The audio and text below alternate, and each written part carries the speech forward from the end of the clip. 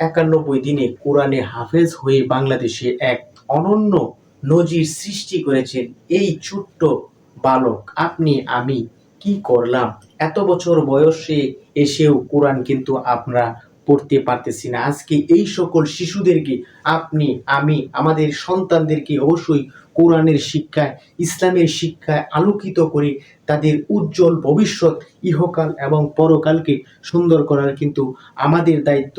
যদি আমরা এই দায়িত্ব সঠিকভাবে পালন করতে না পারি, আল্লাহর দরবারে আপনাকে আমাকে জবাবদিহি হতে হবে।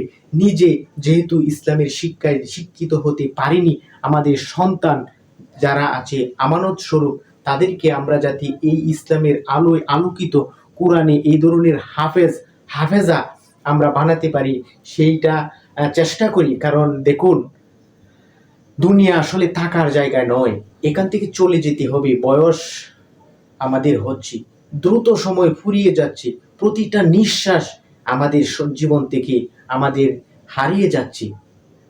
তাই আসুন, যেই সকল এতিম বাচ্চারা মাদ্রাসায় লেখাপড়া করতেছি তাদেরকে আমরা সহযোগিতা করি।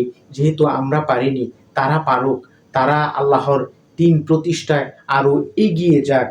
আপনার আমার সন্তানকে চেষ্টাটা করি।